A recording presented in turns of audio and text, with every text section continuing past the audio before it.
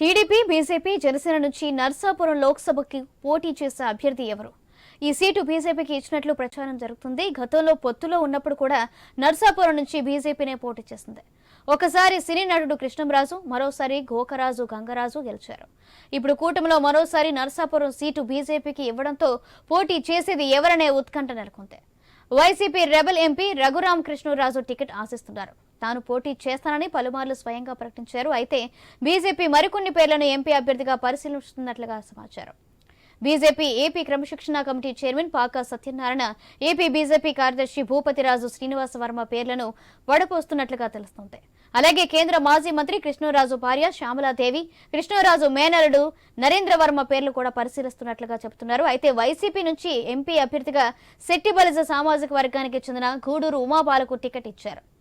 దీంతో అదే శెట్టిబలిజ సామాజిక వర్గానికి చెందిన పాకా సత్యనారాయణకు టికెట్ ఇవ్వొచ్చనే ప్రచారం జరుగుతుంది. దీంతో బీజేపీ అధికారికంగా అభ్యర్థి పేరు ప్రకటించే వరకు స్థానికంగా రాజకీయాల్లో తీవ్ర ఉత్కంఠకు దారితీస్తుంది.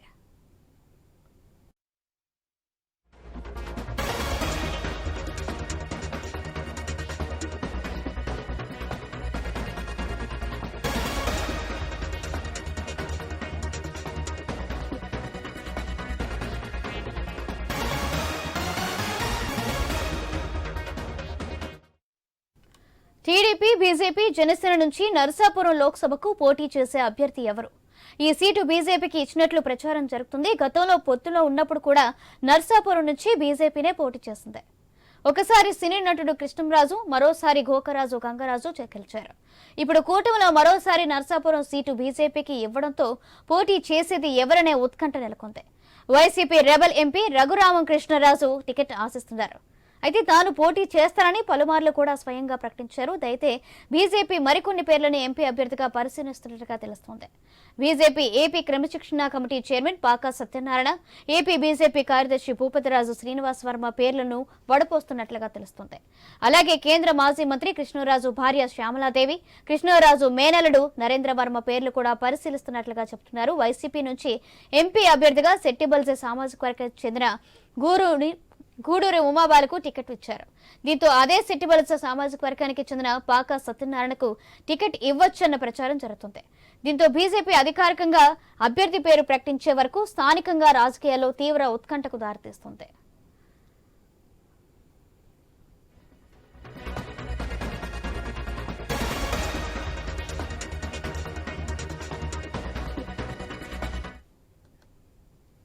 రైట్, ఇదే విషయానికి సంబంధించి మరింత సమాచారం మా ప్రతినిధి భార్గవ్ లైవ్ ద్వారా అందిస్తారు. భార్గవ్, చెప్పండి, నర్సాపురం ఎంపీ టికెట్ బీజేపీకి ఇచ్చినట్లేనా? అయితే బీజేపీ నుంచి ఎవరిని అభ్యర్థిగా ఫైనల్ చేసే అవకాశం ఉంది? సౌజన్య, అటు ఇప్పటికే తెలుగుదేశం పార్టీ తమ నర్సాపురం ఏదైతే రాష్ట్ర వ్యాప్తంగా ఎంపీ అభ్యర్థులను అనేక మందిని ప్రకటించగా నర్సాపురం కూడా టీడీపీకే దక్కుతుందంటూ, అందులోనూ రఘురామ కృష్ణరాజు పోటీ చేస్తారంటూ మొదటి నుంచి ప్రచారం జరిగింది. ఎందుకంటే ఏలూరు పార్లమెంటు బీజేపీకి గారపాటి చౌదరికి కేటాయిస్తారంటూ పెద్ద ఎత్తున ప్రచారం జరిగిన నేపథ్యంలో ఈసారి నర్సాపురం టీడీపీకి కేటాయిస్తారంటూ జరిగిన ప్రచారానికి కూడా ఈ రోజు ఒక పులి స్టాప్ పడిందని కూడా చెప్పుకోవచ్చు. ఇప్పటికే తుది దశకు పార్లమెంట్ అభ్యర్థుల ప్రక్రియకు సంబంధించినటువంటి తర్జన భర్జన ఏదైతే ఉందో బీజేపీ చేస్తుంది. గత కొద్ది రోజులుగా అది తుది దశకు చేరింది.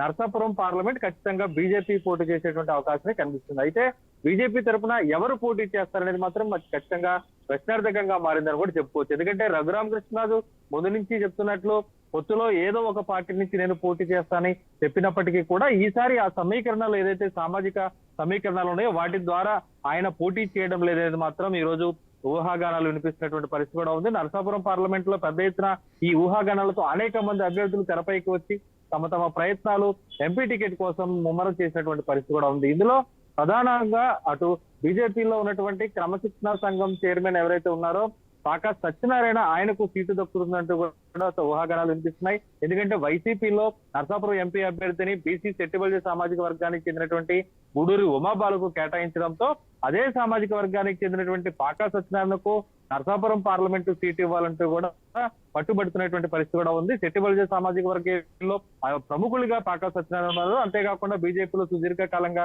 ఆయన సేవలు కూడా చేస్తున్నారు కాబట్టి ఆయన ఒక గుర్తింపు ఇచ్చినట్లు అవుతుందంటూ కూడా పాకా సత్యనారాయణకు సీటు వస్తున్నటువంటి ఊహాగానాలకు కారణంగా కూడా చెప్పుకోవచ్చు. ఆయనతో పాటు 34 ఏళ్ళుగా కూడా బీజేపీలో సేవలు అందిస్తున్న రాష్ట్ర కార్యదర్శిగా ఉన్నటువంటి శ్రీనివాస వర్మ, ఆయన గతంలో కూడా నర్సాపురం ఎంపీగా పోటీ చేశారు.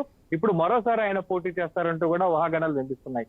అయితే శ్రీనివాస వర్మ క్షత్రియ సామాజిక వర్గానికి చెందినటువంటి వారు కావడంతో క్షత్రియ సామాజిక వర్గానికి ఇస్తే అదేదో రఘురామకృష్ణరాజుకి ఇచ్చి ఆ సీటుని భర్తీ చేయించినటువంటి వాదన కూడా ఈ రోజు నర్సాపురం రాజకీయాల్లో వినిపిస్తుంది.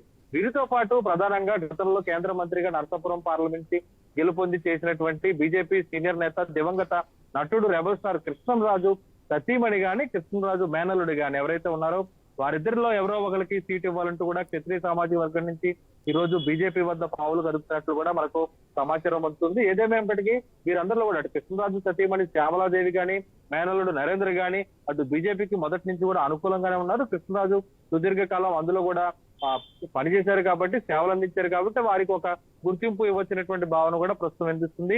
ఈ 5గురిలో ఎవరో ఒకరికి ఈ రోజు నర్సాపురం ఎంపీ టికెట్ వస్తుందంటూ ఖచ్చితంగా మరొక 24 గంటల్లోనే ఇది తేలబోతుందంటూ కూడా వారందరూ ఎదురు చూస్తున్నటువంటి పరిస్థితి అయితే కనిపిస్తుంది. Right, thank you Bhargav.